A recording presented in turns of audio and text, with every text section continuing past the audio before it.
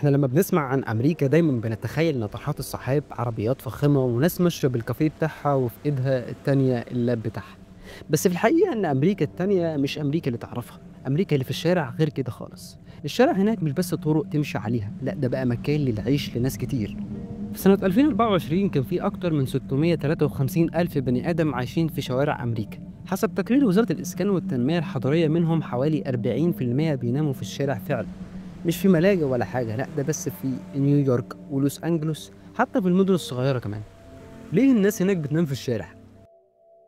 أسباب كتير: غلاء الإيجارات، طرد من الشغل، مشاكل صحية ونفسية، أو ببساطة مفيش حد بيساندهم. المتشردين في أمريكا بيسموهم هوملس، بس الكلمة دي مش بتوصف بس اللي بينام في الشارع، لأ في ناس بتنام في العربيات في مراكز أو حتى في محطات المترو. وفي كاليفورنيا لوحدها فيها أكتر من 181 ألف متشرد، وده أكتر من ربع العدد الإجمالي في أمريكا كلها. المشكلة مش بس في العدد، المشكلة في الزيادة. في سنة 2019 لحد 2024 زاد عدد المتشردين لحوالي 12%. ناس كتير بتفكر انهم كسلانين او يختاروا يعيشوا كده، بس الحقيقة في الغالب هم الظروف اللي رمتهم على الحال ده. الستات اللي عايشين في الشارع هم ليهم معاناة تانية خالص غير ان هم متشردين. هم كمان معرضين لخطر اكبر من الرجالة: تحرش، عنف، سرقة. القائمة طويلة جدا. ونسبة كبيرة من الستات دول كانوا في بيوتهم فيها عنف وهربوا من البيت وبقوا في الشارع، يعني بدل ما تلاقي امان تلاقي الشارع.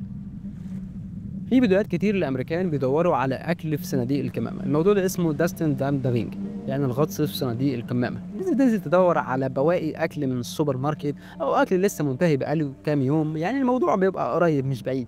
في سنة 2022 في إحصائية في منطقة التغذية الأمريكية قالت إن في أكتر من 34 مليون أمريكي مش لاقيين ياكلوا كويس، ومنهم 9 مليون طفل. في أمريكا الشتاء بيموت، مش بس بيكون برد، لأ ده بيكسر العظم فعلا. في سنة 2023 مات أكتر من 700 شخص من المتشردين بسبب البرد. حسب تقرير من صحيفة الجارديان منهم ناس كانوا نايمين في الشارع ومعهمش حتى بطاطين أو حاجة تدفيهم. وفي ولايات زي مانسونتن وميشيغان درجة الحرارة بتنزل تحت -20، والحكومة بتحاول تفتح مراكز مأوى مؤقتة، بس دايما مش بتبقى فيها مكان حلو يعني. اللي ما بيلاقيش مكان بينام في محطات الباص أو يفضل يتحرك طول الليل عشان ما يتجمدش. سياتل في ولاية واشنطن من المدن اللي تحس فيها انك في فيلم اخضر، في كل حتة جبال في ظهرك وقدامك مية. الناس هناك بتحب تقرا جدا وبتحب القهوة. ستاربكس بدأ من هناك فعلا. الدنيا غالية شوية بس المدينة نظيفة وهادية والناس متعاونة، ولو بتحب الطبيعة والجو اللي بيشبه اوروبا ده فسياتل هتعجبك جدا. أوستن في ولاية تكساس مش زي باقي المدن. تكساس مدينة شبابية وكلها فن ومزيكا، والناس هناك دمها خفيف وقلوبها مفتوحة. الشوارع هناك مليانة عربيات وأكل وحفلات في الشارع، والنهر بيمشي من وسط المدينة. الدنيا هناك أرخص شوية من المدن التانية، والجو حر شوية بس الروح حلوة في المدينة يعني. المدينة هتخليك تحس إنك مش غريب حتى ولو لسه واصل.